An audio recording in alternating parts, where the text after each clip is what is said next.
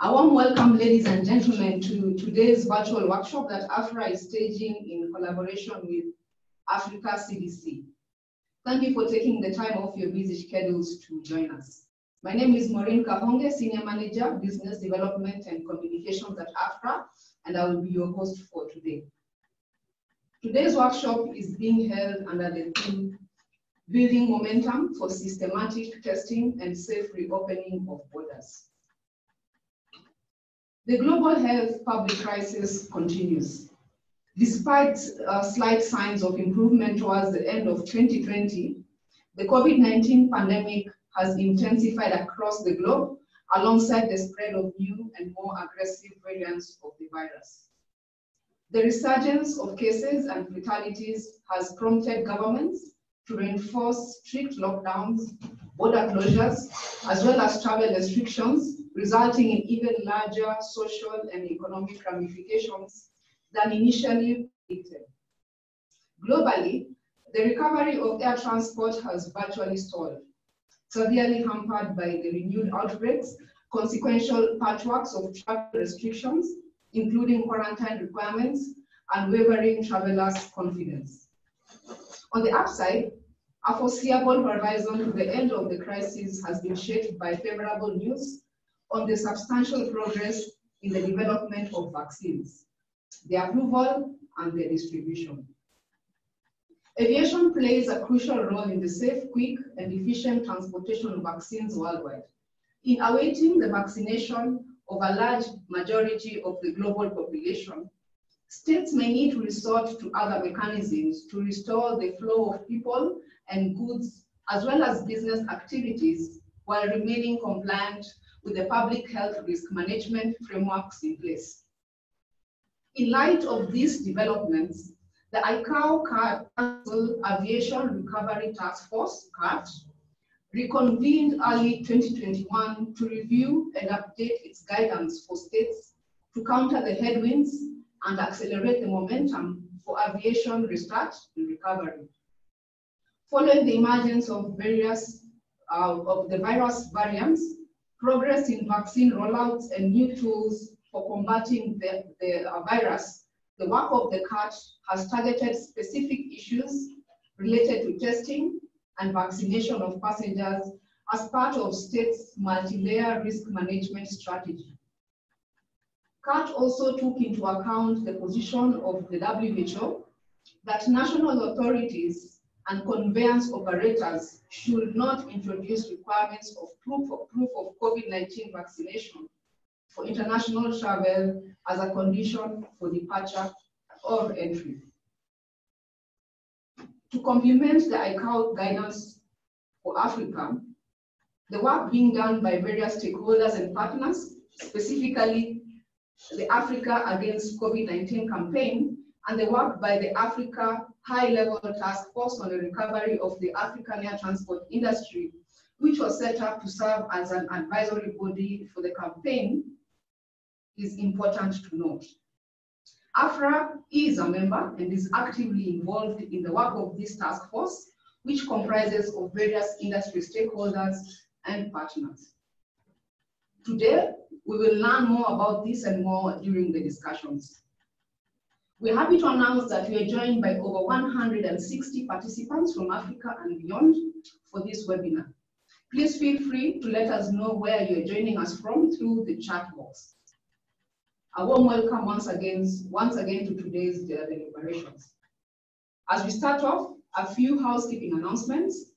I know by now we have done so many webinars, we are used to this. For better quality of the session, please note that your audio and video functionalities are muted, except for the presenters. During the open session, we'll activate this for those who wish to ask their questions live. We'll have the presentations and we'll open the floor for the questions at the tail end of today's session.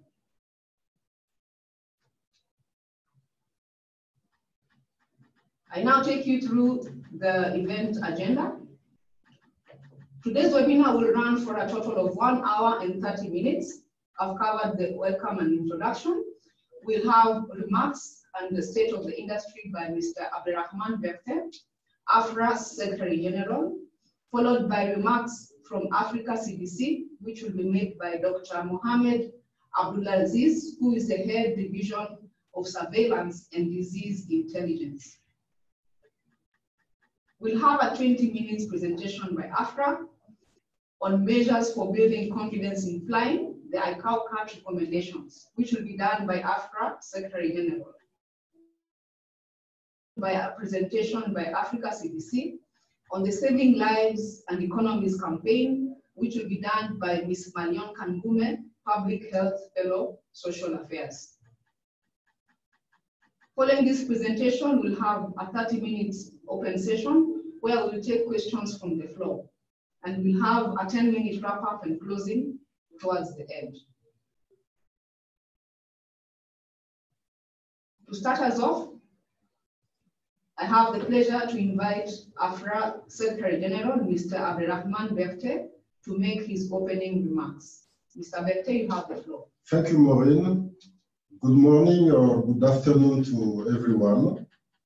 I wish to thank all attendees for revealing your time to attend this meeting. The theme today is building momentum for systematic testing and safe reopening of borders. I thank Africa CDC for the presentation they will make on Africa against COVID-19.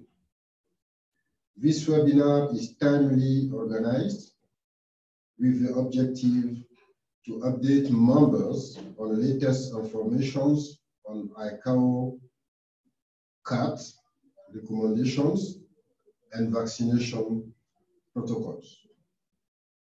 African airlines are in a difficult situation.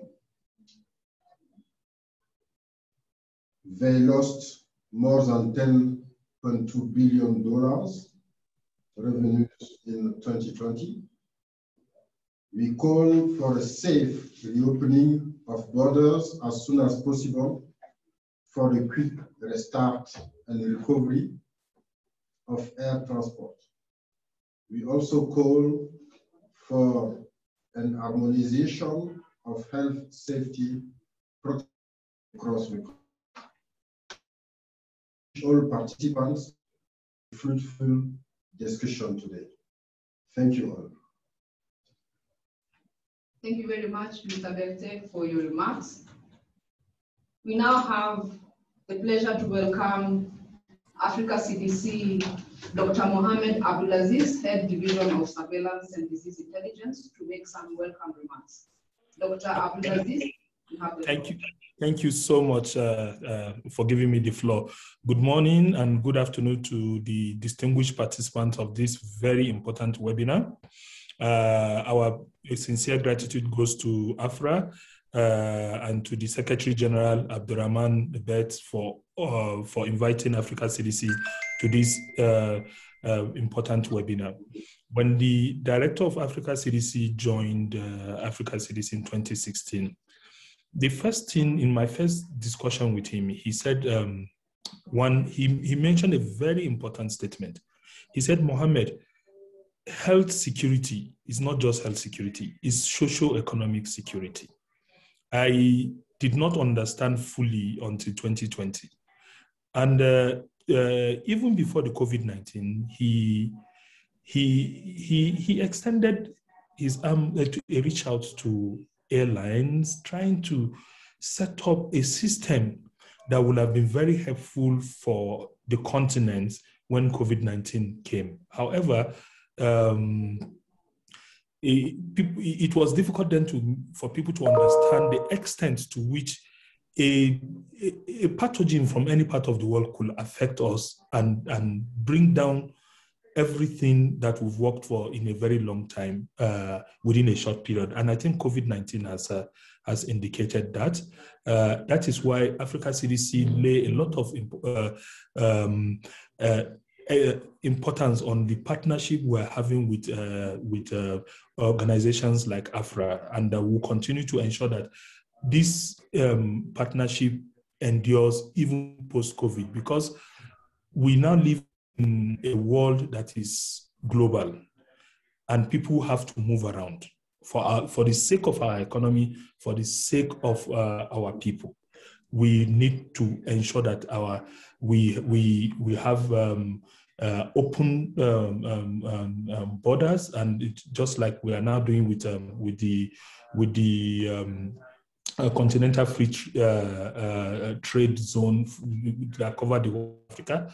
We want to ensure that our continent will continue to be open for business, but we will do that in a safe and a way that is safe for our people and safe for everybody involved. Just to remind you that as of 2nd of March, more than 14 million cumulative cases of COVID-19 have been confirmed, with more than 2.5 million COVID-19 related deaths. In Africa, the first case was reported in Egypt. However, it has spread to 55 member states of the continent as of 3rd of March.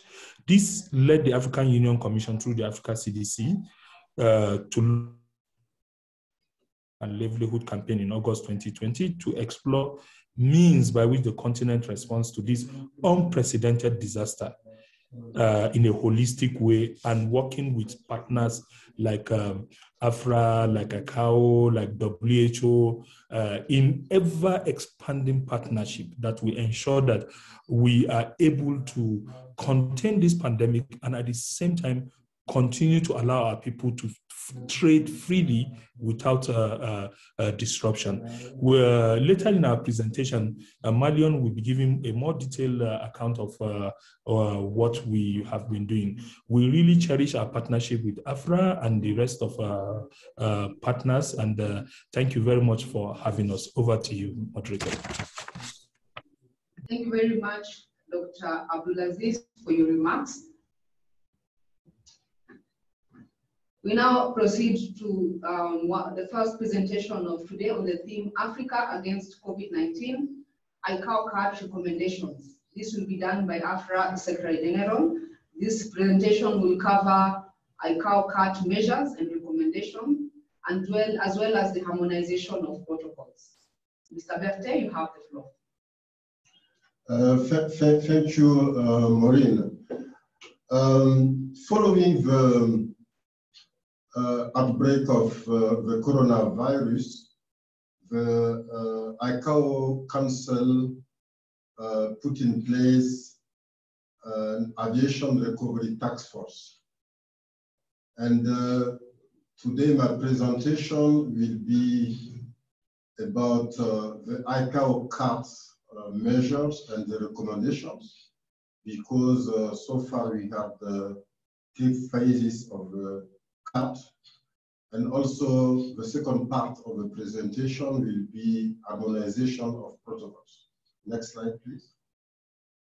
So the CAT-1 report was published in June 2020 with 11 recommendations. The CAT-2 in November 2020 with 3 recommendations. And recently the CAT-3 report on 10th of March with a revision of recommendation number 12 and 14 of CAT-2 and 6 new recommendations. So for CAT-1 measures, I don't want to go through all the 11 recommendations. There were some measures regarding the safety where states were authorized to temporarily depart from ICAO safety standard, but must do so in a manner that will not compromise safety and security. The second part is about public health related measures requiring states to establish public health procedures aligned with the guidance included in the document, which was the takeoff guidance for air travel through the COVID-19 public health crisis. Next slide. And then we had some measures related to security and facilitation, requiring states to enhance cross-sectoral coordination by establishing a National Air Transport Facilitation Committee or equivalent, because COVID-19 is involving many sectors of business and industries in countries. The last set of measures was about economic and financial. And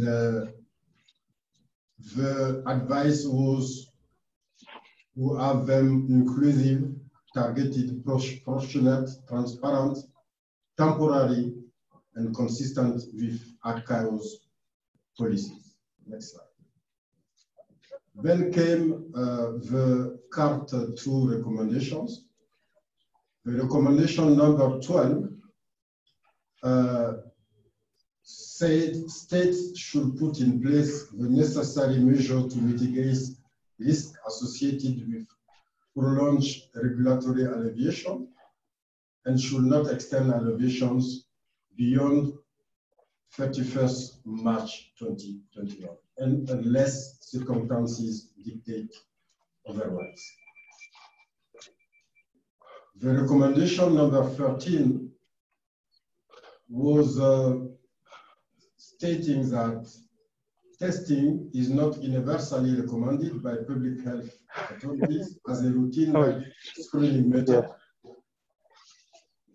But however, states contemplating testing in their COVID-19 risk management strategy should apply the approach outlined in a document which was published by ICAO. On recommendation 14, it was requiring states to consider the formation of a public health corridor, actively share information with each other states to implement public health corridors in a harmonized manner. Next. Now we come to the CART 3, the last one, which is very important.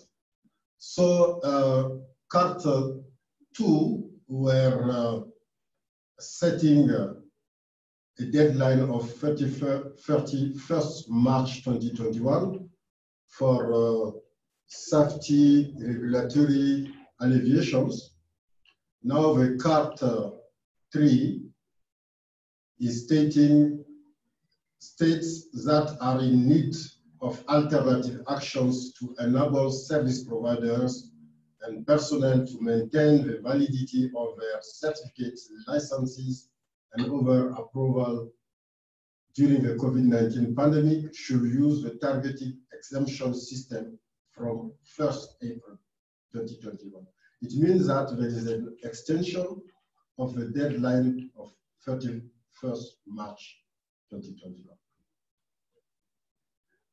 Then there is a revision of recommendation number 14 also regarding the public health corridor, and some specific PHT-specific tools are published on the ICAO website, and an application providing a template public health corridor arrangement between states.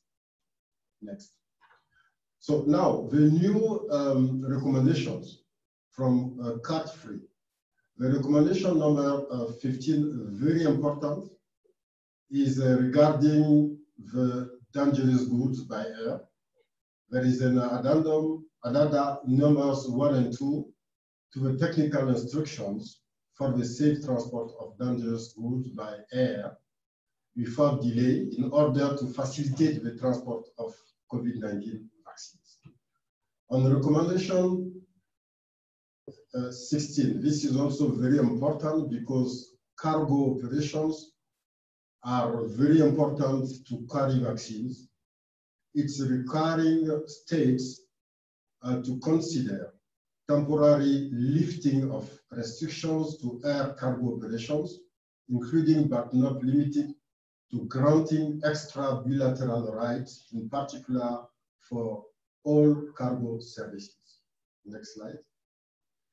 The recommendation number 17 is about testing. Member states should implement testing certificates based on the protocol minimum data set and implementation approach outlined in the manual on testing and cross-border risk management measures. So there is a document published by ICAO on testing. On recommendation 18, member states should facilitate access for air crews to vaccination as quickly as possible. This is very important because crews are on front line. It's very important to have them vaccinated as soon as possible. Recommendation 19 is about vaccination. The recommendation is stating that vaccination should not be a prerequisite for international travel. At such time as evidence shows that vaccinated persons will not transmit the COVID-19 virus or would present a reduced risk of transmitting the virus, member states could consider exempting such persons from testing and or quarantine measures. I'll come back on this recommendation, very important. And lastly, the recommendation number 20 regarding the CART guidance to be taken into consideration by states administrations. Next slide. Now, regarding harmonization of protocols and the vaccine passport, some states in different world regions have introduced or are in the process of introducing vaccine passports as a prerequisite for air travel. So far, the vaccine has not been made widely available globally as observed by the WHO. And the African continent has most of its citizens not having immediate access to vaccines. Therefore, imposing the vaccine passport will amount to discrimination of certain groups of populations and goes against the intent of the Chicago Convention. So I want to inform you that on this matter of vaccine passport, AFRAA and other stakeholders under the leadership of the African Union Commission and the CDC are working on a position paper. Next slide, please. So just to give you some data, the source is CDC on the status of vaccine acquisition in Africa. So far, we have only 8 countries with more than 60% of vaccine acquisition in Africa, namely Morocco, Guinea-Bissau, Egypt, Ghana, Lesotho, Gambia, Zambia, Nigeria. We have 6 countries with no data known, 26 countries with less than 30% coverage, and 17 countries between 13 and 60% coverage. I remind you that the target of African Union and CDC is to reach a 60% vaccination rate by end of 2022 to get to the herd immunity. So we are very far from this target. And imposing a vaccination certificate to air travelers will be a challenge for African air transport. I thank you for your attention. Thank you very much, Mr. Berthe, for sharing with us detailed insights of each of these recommendations under the ICAO CART. Next, we have a presentation by Africa CDC, but before I go to that, just to remind you that we can have your questions through the Q&A tab, which we'll respond to after we are done with the second presentation. The presentation by Africa CDC will cover the call to action that has been made by African ministers responsible for health, ICT, and transport, made to African states to work towards harmonizing pre-entry and exit requirements for cross-border travel to increase mutual recognition and cross-border information exchange. This call to action comes under the umbrella of the Africa Against COVID-19, Saving Lives, Economies, and Livelihoods campaign.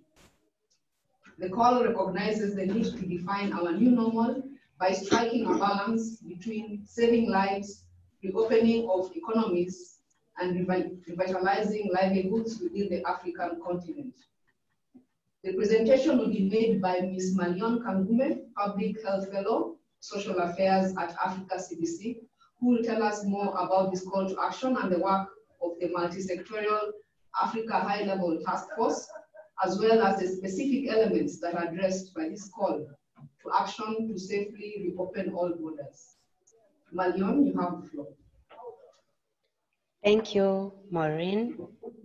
Good morning, good afternoon, participants on this important webinar. Africa Against COVID-19. Africa Union, through Africa CDC, launched a campaign called Africa Against COVID-19, Saving Lives, Economies, and Livelihood for safe opening of borders and travel. And this was launched by the ministers responsible for transport, responsible for health and ICT, and confirmed by the AFRAA. And this campaign encompasses of three major topics or major issues. And the first one is borders and travel. And the main goal of this topic or this issue is minimizing the spread of infections within and across the borders by creating a public health safe corridor for travel. And this can be accomplished through registration of COVID-19 testing for border crossing, supported by the PACT initiative, which is partnership to accelerate COVID-19 testing. And this emphasizes on tracing, testing, and treatment of the COVID-19 patients. Deploying a cross-border tool or platform which ensures that COVID-19 information is distributed, including testing results, and the mechanism for collecting additional data and evidence. And in this, Africa CDC have put up a study on serosurveys in the member state and rapid mortality surveillance to gather more research, to gather more information and evidence on the impact of COVID-19 on the continent. Next slide. The other component of this campaign is saving economies. As we are all aware, COVID-19 affected a lot of economies, including tourism, as most of the things were put at stand here.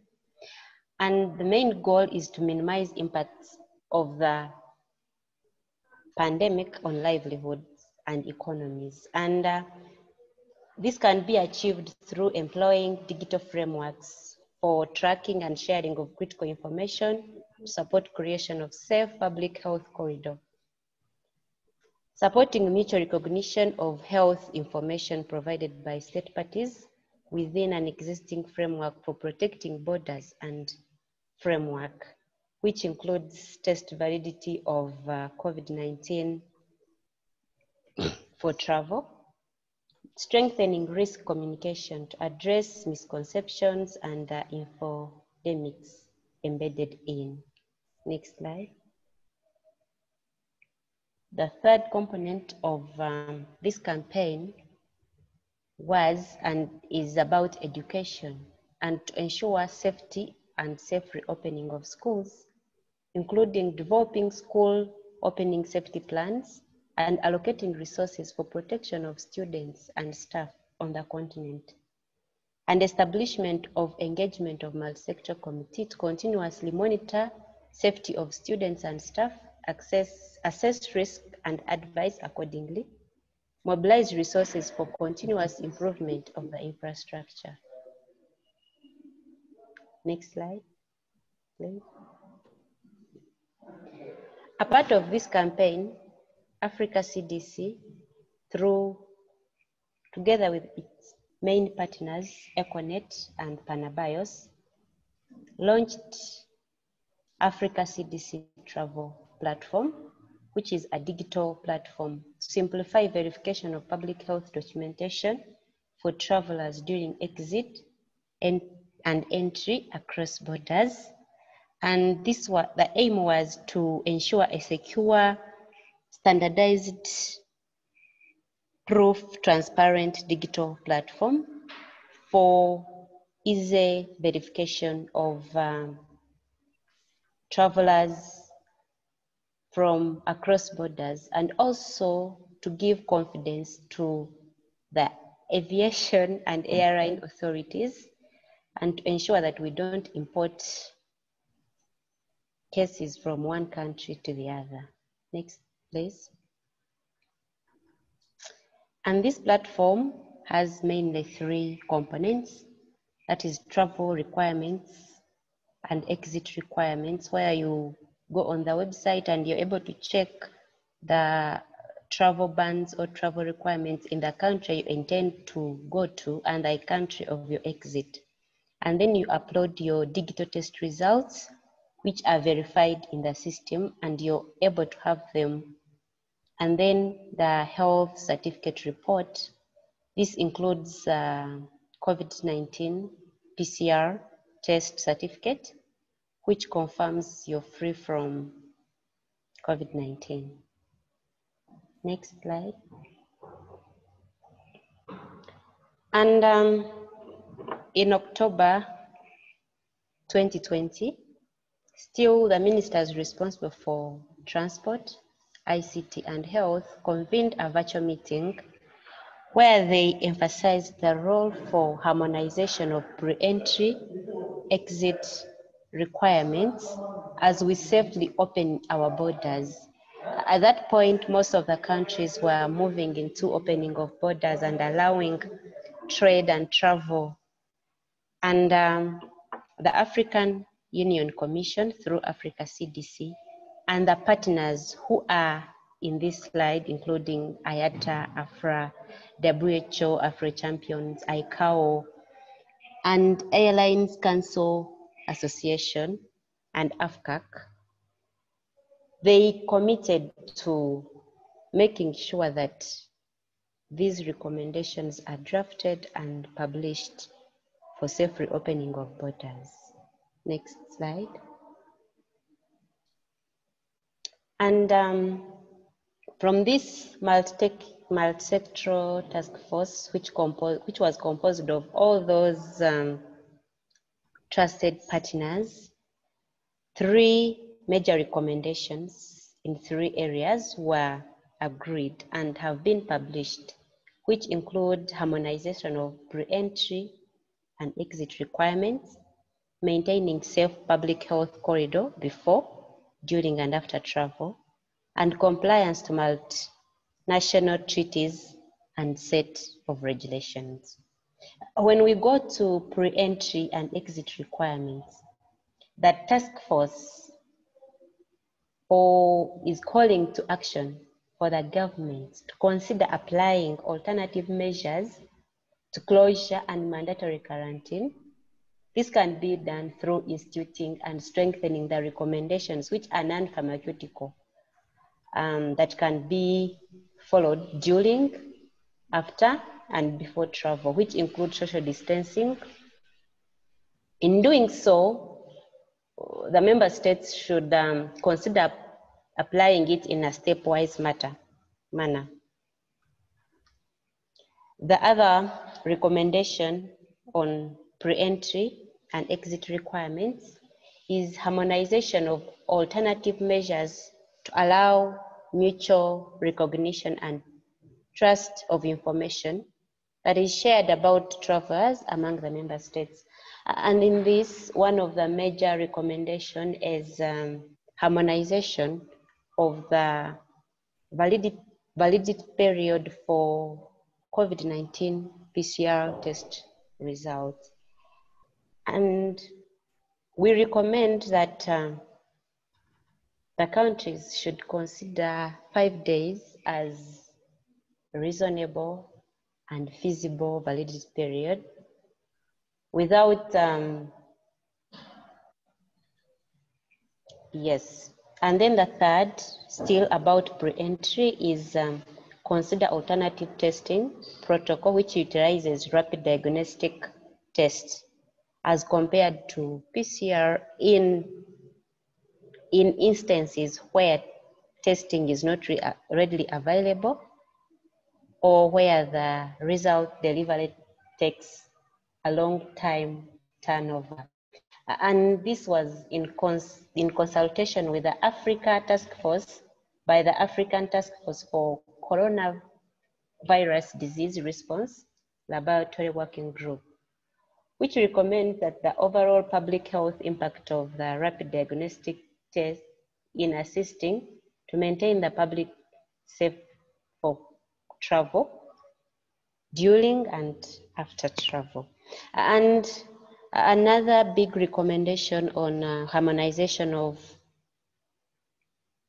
pre-entry and exit requirements is for the states not to impose COVID-19 vaccination as a mandatory travel criteria until there is satisfactory access to the vaccine, until there is reasonable vaccine coverage and sufficient evidence on the continent, and then until the guidance on the use of the vaccine for travel is readily available.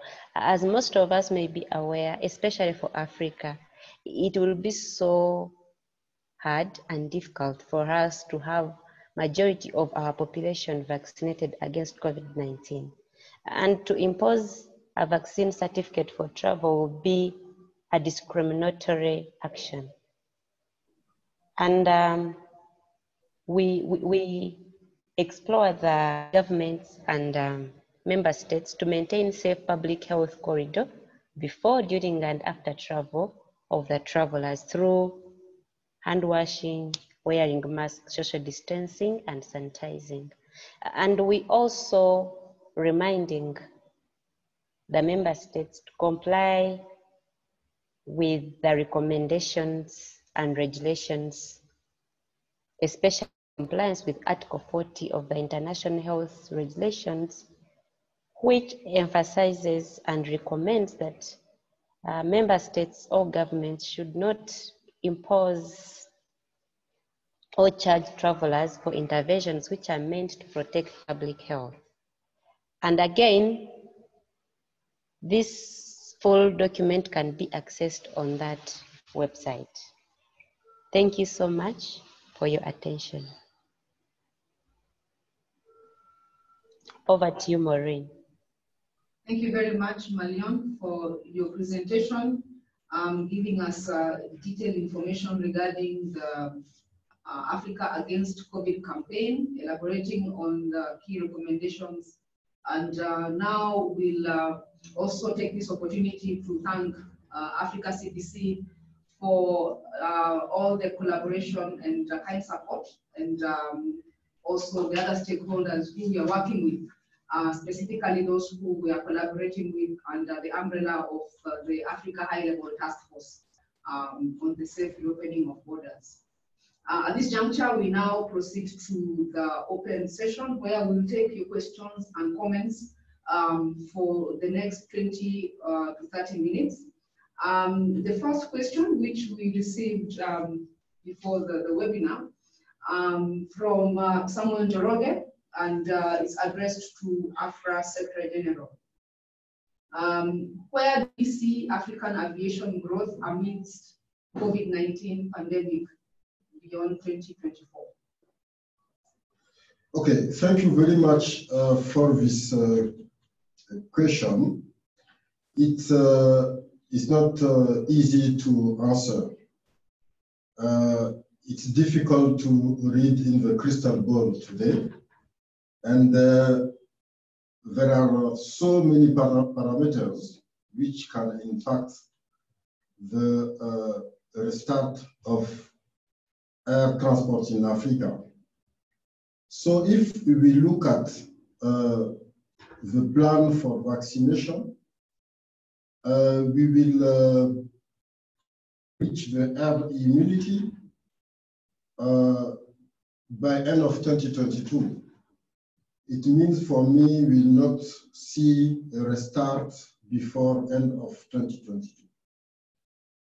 The restart will come later, but it's difficult to say when, because the restart will depend also on the recovery of African economies, because all sectors of economies are impacted.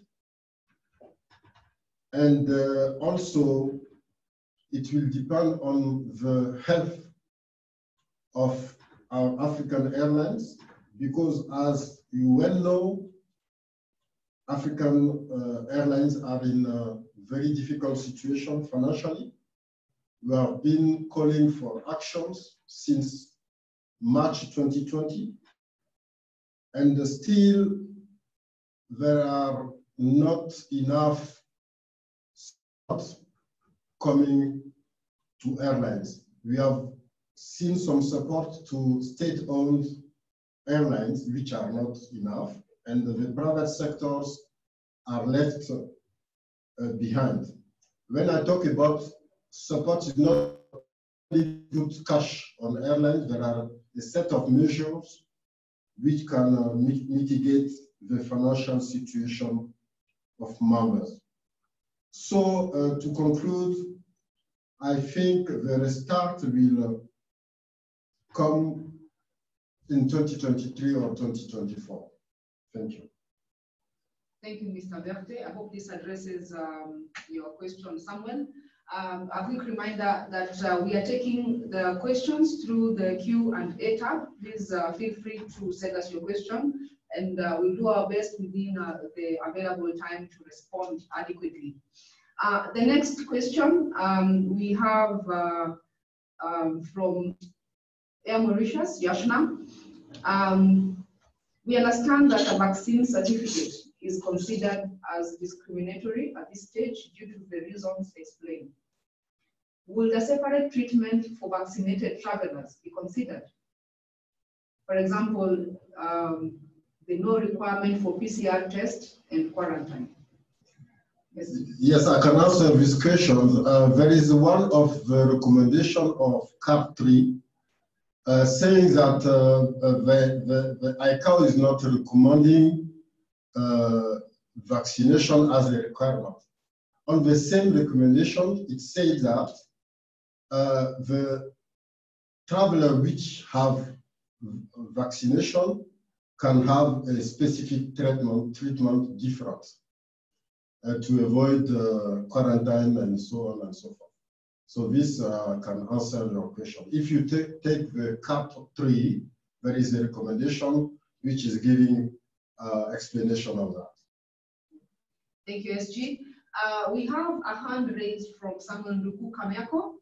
Samuel Nduku, we have enabled your microphone. Please take the floor. Thank you. Good morning, everybody. Thank you for the webinar. We would like to know what if African travelers are imposed the vaccination, the COVID vaccination passport? What will be our reaction? Thank you.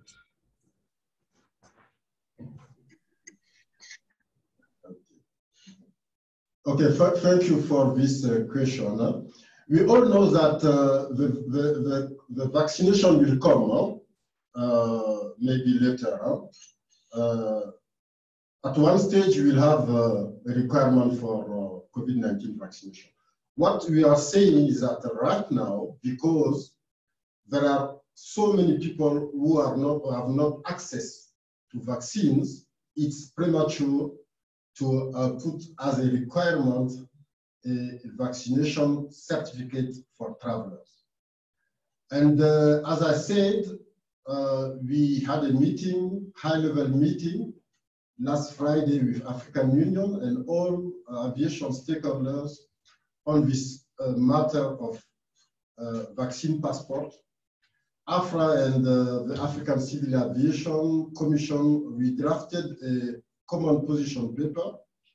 Now we will finalize, after this high-level meeting, a position, African aviation position.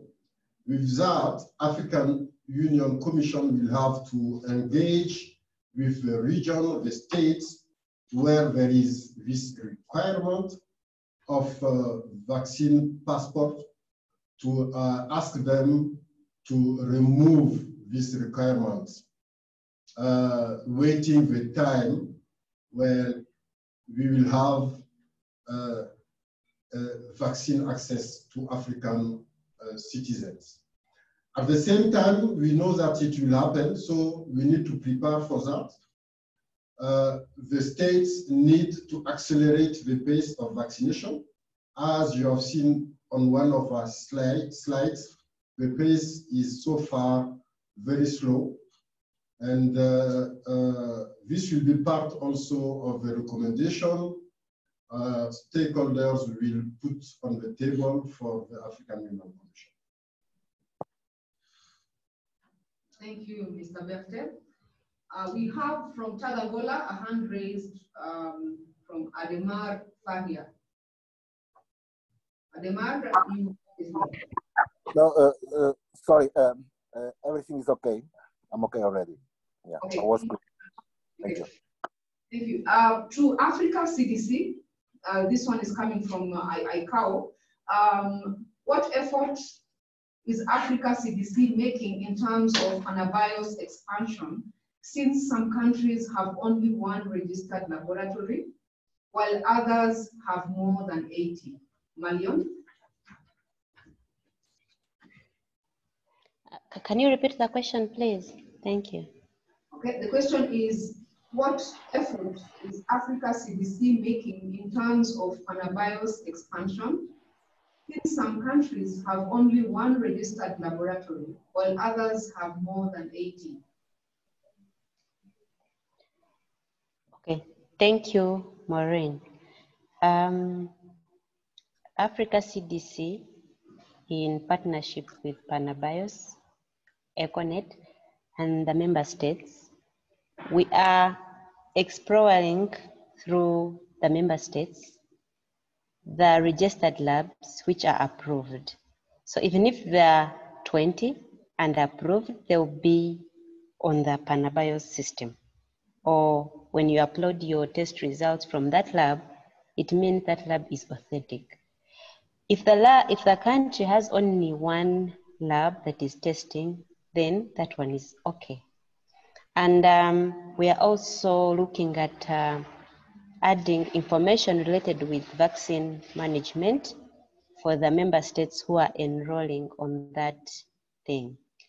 And most so on this Friday, 26th, we are planning a consultative meeting with all technology companies and telecommunication companies who would like to partner with us in expansion of the platform. Thank you. I hope it answers your question. Hello, this is Mohammed Abdulaziz. Can I add to what Malion just said? Yes, please. Okay, thank you. Well, so thank you very much, Malion. In addition to what you just said, at the onset of this pandemic, when we had the first case in Egypt, only 2 countries on the continent could make a confident diagnosis of COVID-19. That's Senegal and South Africa. And within 4 months, Africa CDC conducted 3 sets of training in Senegal, in South Africa, and we've been able to ensure that all the 55 member states of the continent now have the capacity to make a diagnosis of COVID-19. Furthermore, we have supported many countries to be able to develop the capacity of many other laboratories in that country to be able to make a diagnosis of COVID-19. For Saving Lives, Saving Economy, we are encouraging the process of our partners, Panabios and Econet, to onboard these laboratories for safe, for trusted testing, so that any African traveling any part of the world, it will be easy for you to verify the laboratory test, and the questions of the status of the laboratory test should not prevent any Africa from going anywhere within Africa and beyond. Thank you. Over. Thank you very much, Dr. Abdulaziz. The next question is still for Africa CDC, and from the CEO of LAM Mozambique, Joao George. The question is, we are being approached by sales representatives of the quick PCR test to be done prior to boarding. Is there a public health benefit to this kind of testing?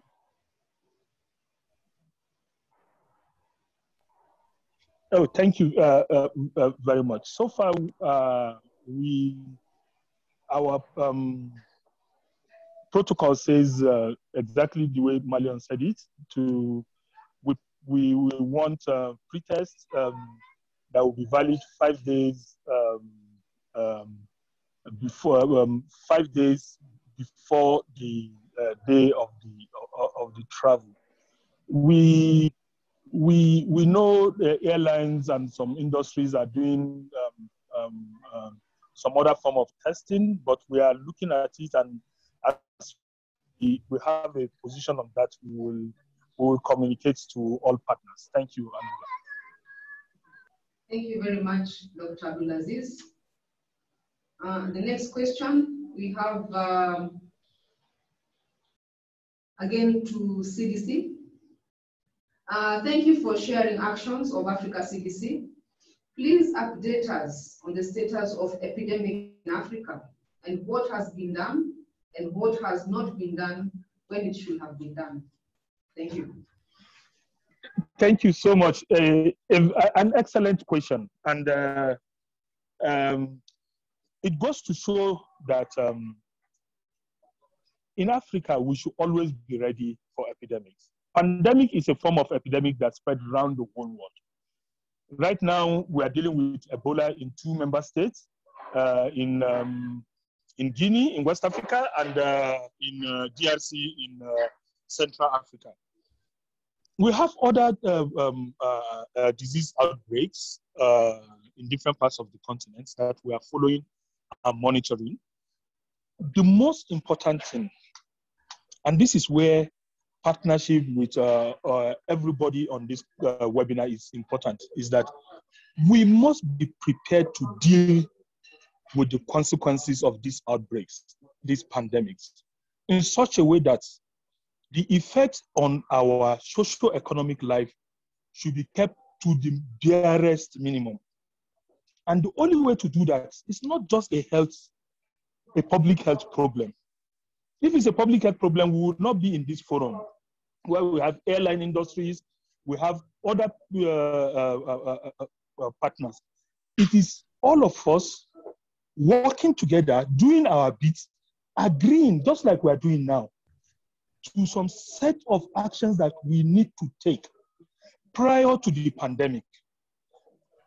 From the airline, from the service company, from laboratories, from our government, from Africa CDC, from WHO, all of us agreeing together. These are this minimum set of things we need to do to ensure that we reduce the impact of these outbreaks on our people. Don't forget that because we are now moving deeper and deeper into African rainforests. What does that mean? Our population will be coming into contact with newer and newer diseases that we don't know. And all what if you take is somebody just taking a flight to another country. And the same thing we saw happen, and today we are dealing with COVID-19.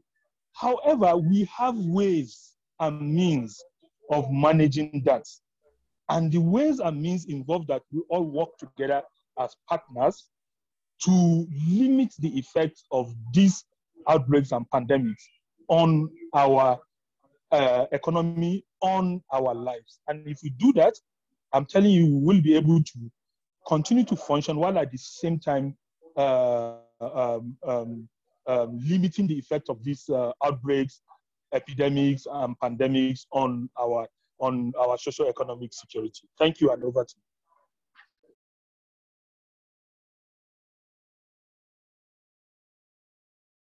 Thank you very much, Dr. Abdulaziz.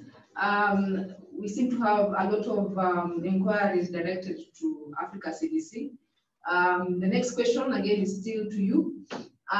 Countries in Africa, 26 countries in Africa are 30% down in terms of vaccination, and 6 African countries have no data for vaccination. What is Africa CDC position on this, which seems to be very dangerous? Again, thank you for this very important question. Let me assure the person who asked this question that not just Africa CDC, not just the African Union, but at the highest level, the head of states are working day and night to ensure that vaccines come to Africa.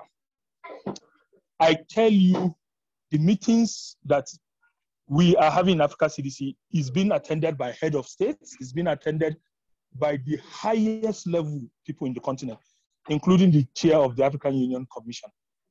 And there are 2 very important means of the vaccines acquisition. We have the WHO COVAX facility that says we will get a minimum of 20% for Africa in terms of vaccine. Taking that forward, Africa CDC developed the AFRAA mechanism that will ensure, just like the Director General said at the beginning of this webinar, 60% vaccine acquisition from member states by 2022. We are having a slow start. However, it is a solid start. These vaccines will continue to come and will continue to push until we achieve the 60% level that is necessary for herd immunity. If you look at what is happening all over the world, vaccines are a very serious issue. We have companies that have sold out all the vaccines. Powerful nations with more economic endowment than Africa have all gotten, but we are making every possible push to ensure that Africa gets the vaccines that is required. Through both the COVAX and the AFRAA facilities, the Africa CDC is pushing on all angles to ensure that every country, every citizen of Africa will be able to get vaccine at least to the level of 60% coverage of our population. Thank you very much. Over to you. Thank you very much for adequately answering the question. The next question is Seychelles and a few other countries have implemented a health travel authorization platform where all travelers upload documents before travel and get authorization before they travel. This is a pragmatic approach to go as opposed to the umbrella trusted traveler platform. I think this one is more of a comment. I don't know if you have any remarks to make on this comment, Dr. Abdulaziz. No, not really. Just to say that we welcome all initiatives that will help our citizens to move around. Seychelles, what they do is, if it will help the process of enabling Africans to move around, that is excellent. That's what we want. We'll continue to support all of those measures by member states. However, for the issue for moving around the continent and beyond in a seamless way, it goes beyond one country. It has to be a multi-country approach. So much so that if somebody leaves Johannesburg, is coming to Nairobi, for instance, there should be no problem of whether his lab test is genuine or not after he has boarded his flight. He should not be trapped in Addis Ababa, for instance, and because a system says it's 2 days instead of 5 days validity. And these are some of the areas that we really appreciate the partnership we're having with AFRAA, with ACAO, with all the other partners working in this area. We will continue to work with every member state, support their efforts in setting up processes that will make Africans to travel around in a safe manner, in a way that they will not bring COVID to their country, to the country they are going to, and they will not take COVID from the country they are going to another country. And in a trusted way that will give everybody the rest of mind to continue to operate seamlessly. Thank you very much. Over to you. Thank you very much, Dr. Abdulaziz. The next question for AFRAA, as you grab a glass of water. Mr. Befte, with regards to harmonization of travel requirements, we can see that different states still have different protocols. For example, the validity period of the PCR test is different. What measures could be introduced to reinforce the harmonization of travel requirements by African member states? Okay, I can take this one. Just to highlight what has been presented in the Africa CDC presentation by Marion under the Africa High-Level Task Force, where we have the campaign. The call to action addresses this need to have harmonization of the protocols across all states. So among the three main recommendations, the task force is actually working on ensuring that, and actually calling upon states for them to ensure that they harmonize all travel entry and exit requirements so that we can have seamless travel by passengers. Yes, Mr. Betty, okay. To complement the recommendation of the task force, I talked about the high-level meeting we had on Friday also on putting in place the common position of stakeholders. At the same time, we are recommending to keep the current PCR test. We also will put on the paper a requirement to harmonize the current protocols. So this is something we have highlighted to African Union Commission also, as well as the task force Maureen was talking about. So it is something we will continue to follow up. The thing is that in Africa, we make a recommendation, but it depends on the goodwill of states to implement these recommendations. This is the main issue. But however, we'll make this recommendation to harmonize protocols. Thank you. Thank you, SG. Now back to Africa CDC. This question is regarding the technology applications. The question is the Africa CDC trusted travel platform connected, or will it connect in the future to any one of the solutions providing digital health, for example, the mobile applications, to make the test verification easy and seamless? Thank you very much for this important question. May I use this opportunity to invite everybody here to a consultative meeting with the mobile telecom company and the technology providers for the trusted travel, which is going to be on Friday, 26th. Marion, please, can you share the link to on the chat before the end of this meeting? All the questions all the questions that has just been asked, we will trash it out in that meeting. Obviously, what are we talking about? We have a public health problem that is affecting our continent, impeding the way we do trade, impeding economy. We know the public health problem, but we need innovators. We need the telecom company. We need other partners to come with us, sit on the same table, and develop innovative solutions to these public health problems. And that is what we are doing right now. And as per the connection, it will definitely be connected to all of that. We're working with Panabios and Econet. Most of these things have been discussed and they're in the process of rolling out. For Panabios, they are already live in Nairobi, in Kenya, and in Ghana. More countries are coming on board, airlines are coming on board.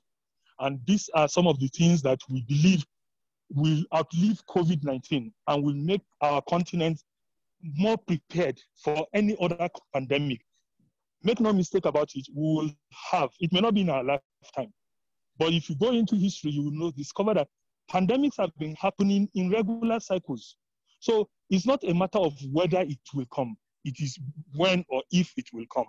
So these are some of the things that we will use to fight the next pandemic when it comes. Thank you, and over. Thank you very much, Dr. Abdulaziz.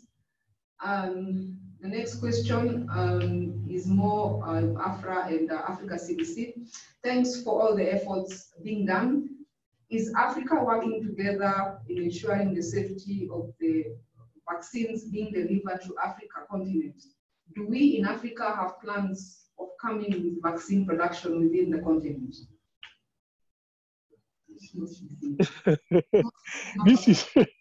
This is an excellent question. But you can see, even from the richness of this webinar, that Africans are working together in a way that we've never done in the past. And we will continue to work together because our socioeconomic security depends on it. We have now working Africa CDC with airline industries, with WHO, with service providers, with telecoms, with innovations, with government, and everybody to ensure that we are able to take care of this pandemic while at the same time our economy continues to move. Now, talking about local production of vaccines, this is one area that Africa CDC is now considering a priority. A priority, we are working with our developmental partners, even within the African Union, we are working with AU-NEPAD, we are working with different governments, we are working with research institutions. Our head of state have set up a high-level regulatory agencies that will ensure that the issue of local production of vaccine is brought back to the highest level. In the past, Africa used to produce vaccines, but maybe now because of the less emphasis on it, we see less and less country producing vaccines. And this is what we want to reverse.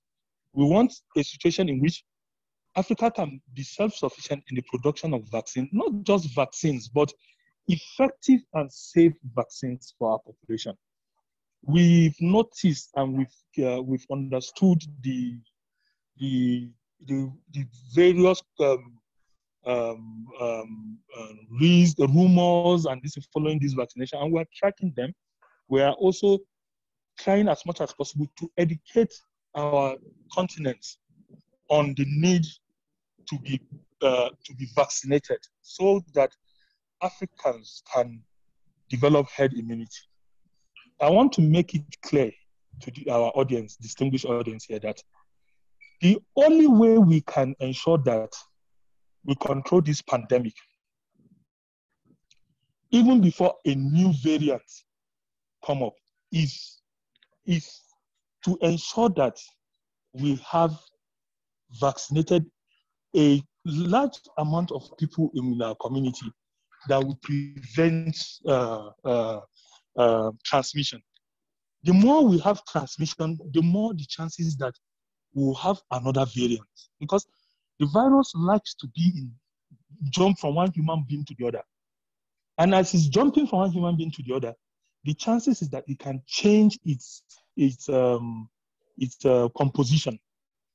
And if it changes that composition, there is a chance that it can change to a more virulent type, or like the one we've seen recently, the one that can transmit more easily among our people. So the only way or the most viable way to ensure this is done is to ensure that we that can provide herd immunity to our people and therefore stop this pandemic in its. Thank you so much. Over to the presenter. Thank you, Dr. Abdulaziz, for the response to that question. The next question, we have a hand raised from Sudan Airways. Mirghani Mahmoud, you have the floor.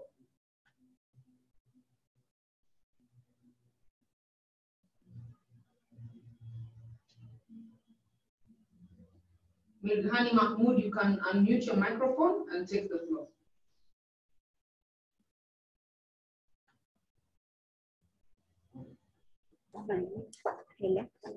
Hello, thank you for the opportunity. We see vaccine is one of the solution healthily and economically. Why AFRAA you not make more effort with the another organization like World Health Organization or the any other body to access this vaccine? Even if we know that all African airlines in a difficult situation, and also we saw that passengers are suffering for testing, even if in their countries if they found it it is negative, and for the other countries they found it is negative, they suffering economically and healthily. Why there is no more effort for this solution? And thank you.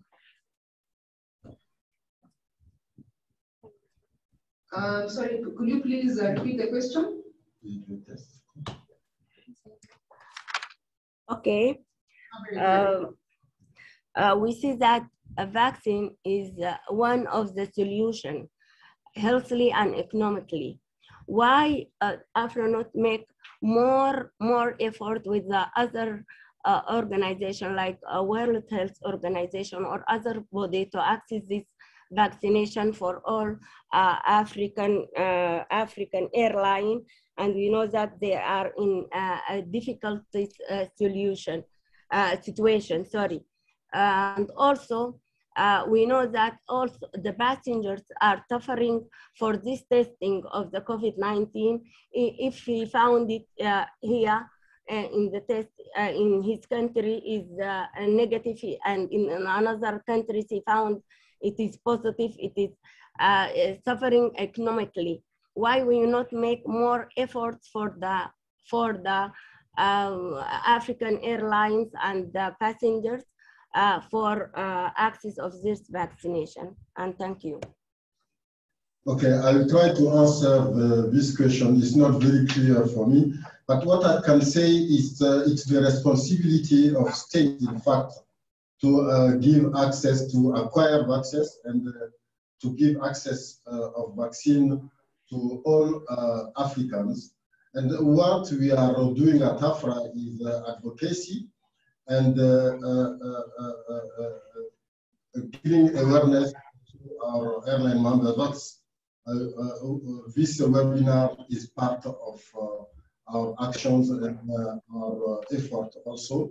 And we are working, as I told you, closely with the African Union Commission, with other stakeholders to push all action which can support our airlines. At the global level, I can say that IATA is also working with WHO, with ICAO, and with other global organizations on this issue, so that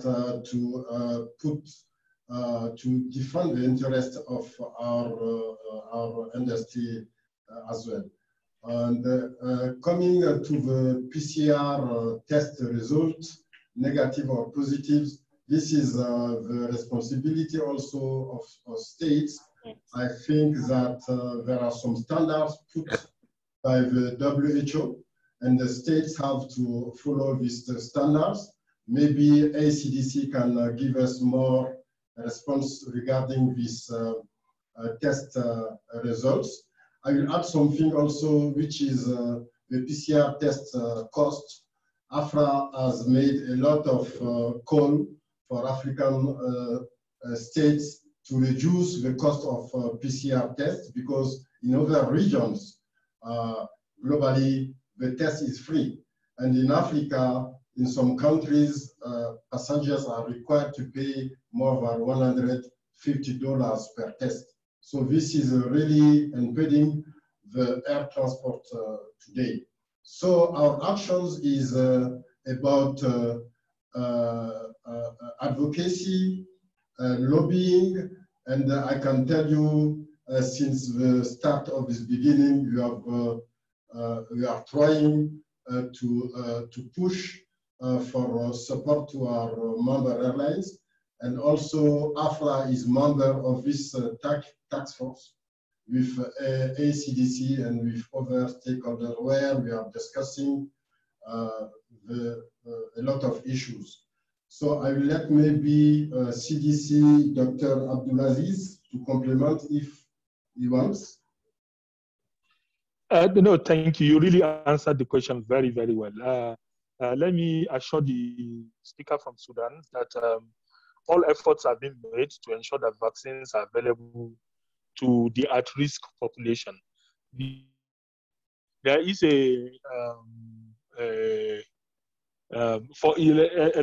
like the Director General said, each country has its own prioritization for who gets vaccines first. But on the general, in Africa, we know that we are targeting people, the elderly, people with comorbidities, people, the healthcare workers. And I think a very strong argument, as I was listening to the presentation by the Director General earlier, I know there is a very strong argument for airline industry workers to be vaccinated, because they are on the front line as much as a doctor or a nurse or a community health worker is on the front line, because they are keeping our economy moving and working very hard to ensure that we do not grind to a halt. So there is a very strong argument, and I'm going to also the advocacy that airline industry staff should be vaccinated as frontline staff. Thank you. Over to you. Thank you very much, Dr. Abdulaziz. And to complement your response to Sudan Airways, I invite Gausu Konate from AFRAA to give some additional remarks. Thank you. Thank you, Maureen. Actually, the slide we have on the screen, if you look at that slide, which is trying to sell what come out from the multi-sectorial work, you will see in the last row, in the middle of it, with the C, it says clearly compliance with Article 40 of the International Health Regulation 2005, states should not charge travelers for intervention means to protect public health. That's why when SG presented, when he reacted, he said, in Africa, the cost of PCR can be even 100 plus, while it is free elsewhere. And all our states are signatory to the text with this Article 40 there. So I think if participants want to help us, this infographic you have in front of you there, we'll share it with you. Make sure you taking to the authorities, the health authorities and air transport authorities in your respective countries, and ask them to behave in compliance with this Article 40. Because for the time being, it is their responsibility to make sure that the travelers don't pay and that the travelers get access to the vaccines. So we are doing it through the group of stakeholders who work on this document, but we want your participation also to help us to disseminate this so that we make sure that PCR tests are done without harassment to the travelers, including airline passengers, workers, and that state also accelerate access to vaccine to the travelers and to the front workers of the airline. Thank you, Maureen. Thank you very much, Gausu. In the interest of time, we will take the last two questions, and these ones are directed to Africa CDC.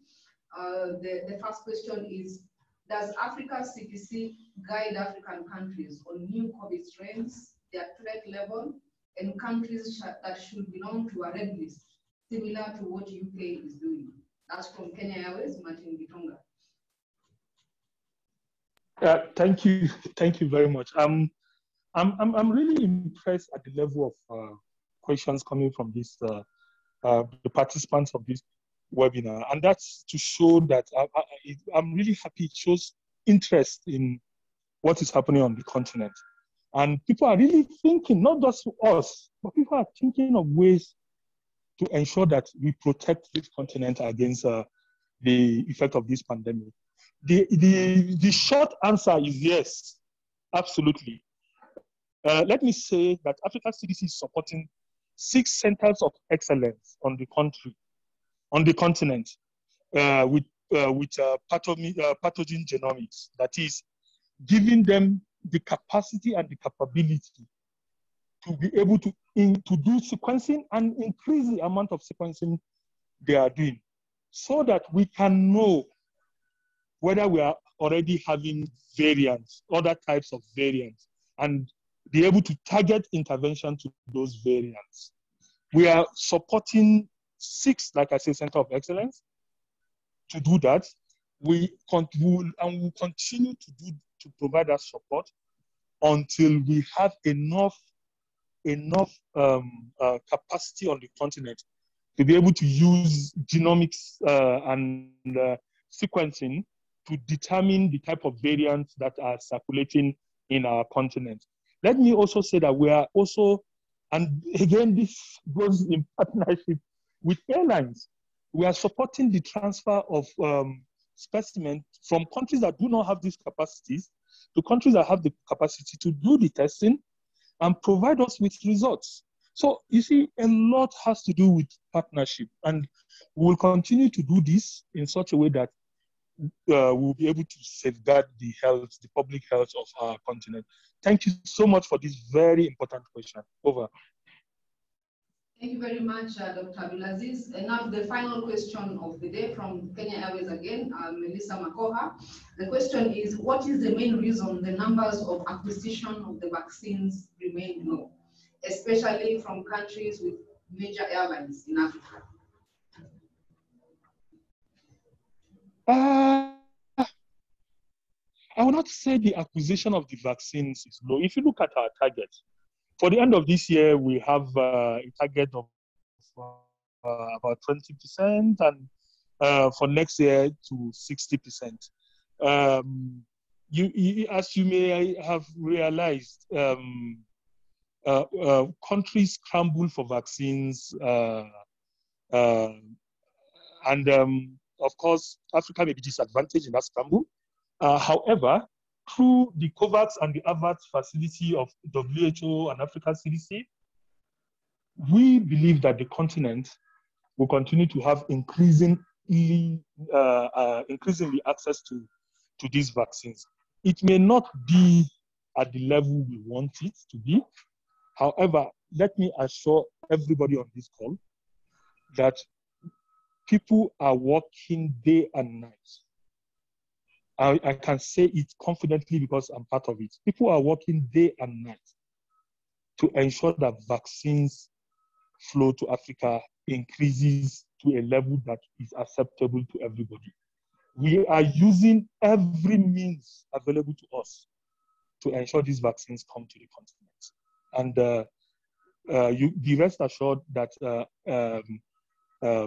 this will continue to be our priority until 60% of the population in Africa, not just in countries with airlines, the whole of the continent, we should be vaccinated. Thank you, and over. Thank you very much.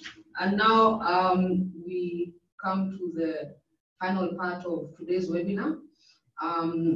Thank you very much, Africa CDC, for your kind support and for giving our participants a lot of insights, responding to their questions. We've received so many questions, and we are sorry that in the interest of time, we'll respond to the pending questions post-webinar. And now to wrap up today's session.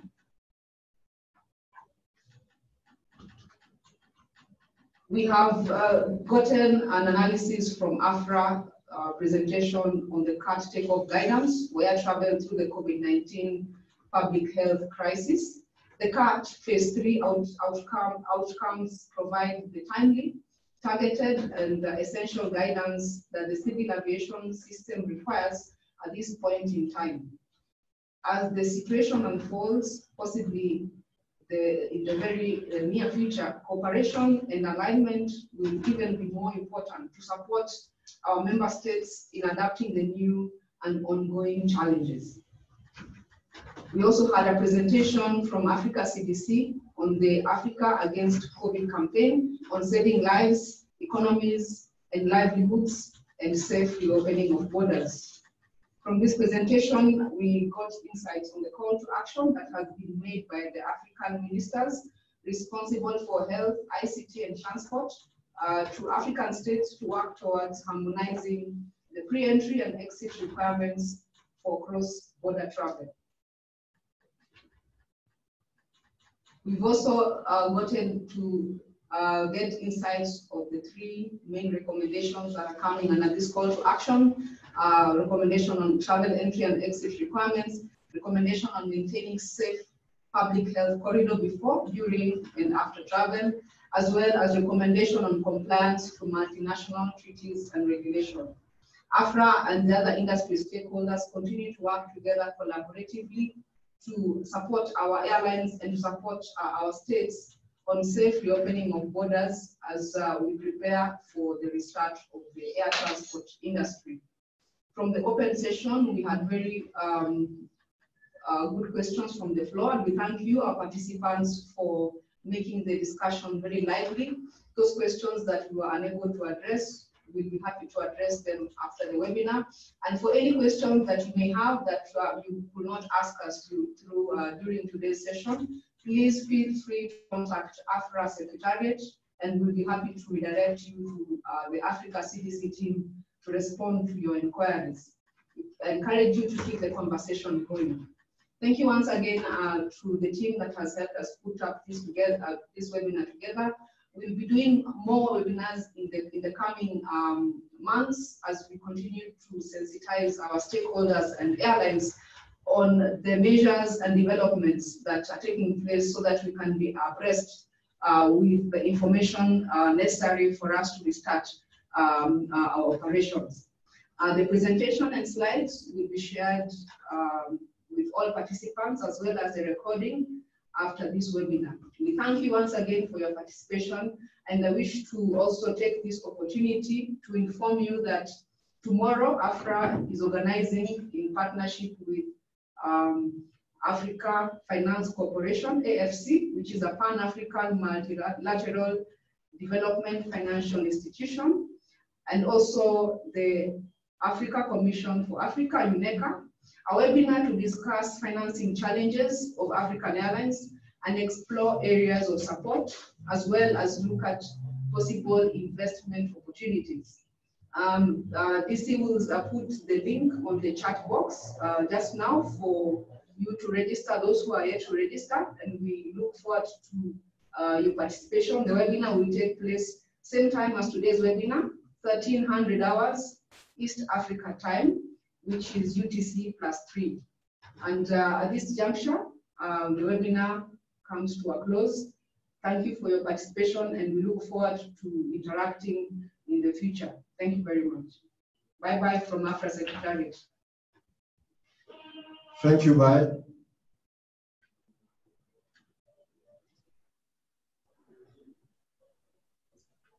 Thank you. Bye.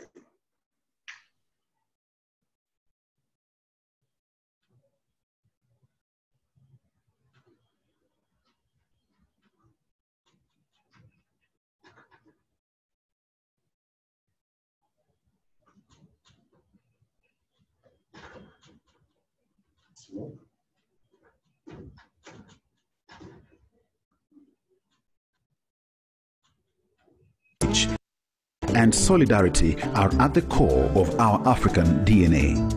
These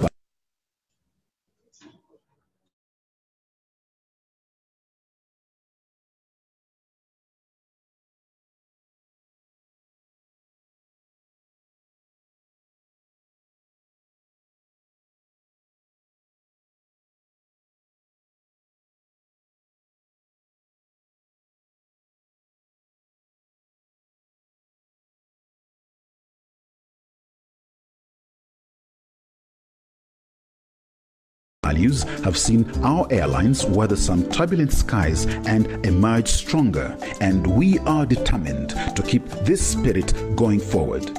Together, we will rise again to achieve better skies for Africa.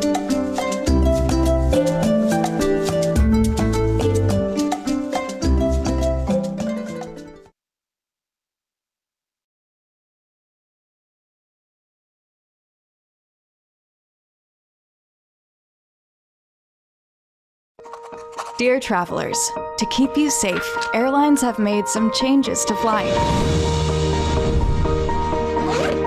If possible, check in online and use the self-serve baggage drop at the airport. For the sake of your fellow passengers, please wear a face mask and respect social distancing. Health checks may become part of your journey. We're ensuring thorough deep cleaning and disinfection of all areas, from the lounges to the washrooms and especially the plane itself. And airplanes have the advantage of hospital-grade HEPA filters that remove 99.9% of germs and viruses.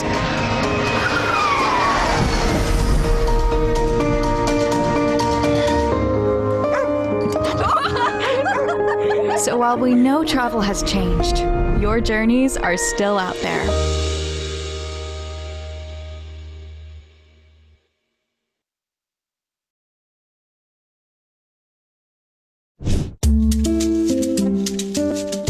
Aviation in Africa is a key driver of economic growth and social development. This is a sector that creates jobs, facilitates trade, and connects our people and magnificent cultures to the world. Due to the COVID-19 pandemic, however, skies have become quiet in Africa and across the globe as our nation suspend most passenger air transport to protect our families and communities. Although it is an unprecedented and challenging time for all of us, resilience, courage, and solidarity are at the core of our African DNA. These values have seen our airlines weather some turbulent skies and emerge stronger, and we are determined to keep this spirit going forward. Together, we will rise again to achieve better skies for Africa.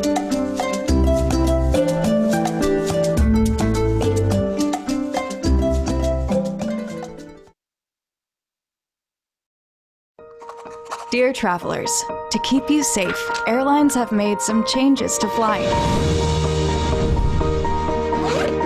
If possible, check in online and use the self-serve baggage drop at the airport.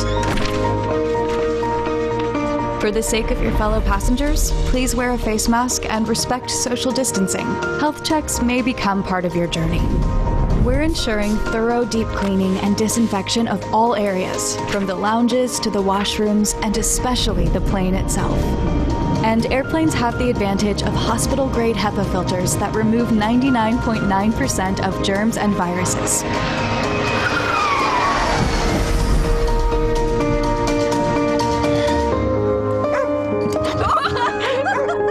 So while we know travel has changed, your journeys are still out there.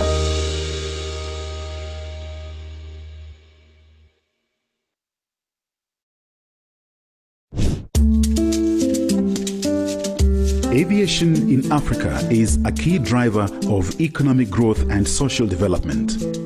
This is a sector that creates jobs, facilitates trade, and connects our people and magnificent cultures to the world. Due to the COVID-19 pandemic, however, skies have become quiet in Africa and across the globe as our nation suspend most passenger air transport to protect our families and communities. Although it is an unprecedented and challenging time for all of us, resilience, courage, and solidarity are at the core of our African DNA. These values have seen our airlines weather some turbulent skies and emerge stronger, and we are determined to keep this spirit going forward. Together, we will rise again to achieve better skies for Africa.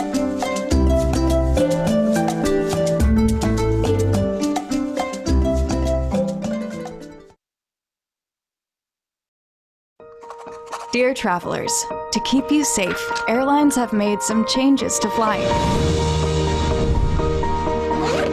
If possible, check in online and use the self-serve baggage drop at the airport. For the sake of your fellow passengers, please wear a face mask and respect social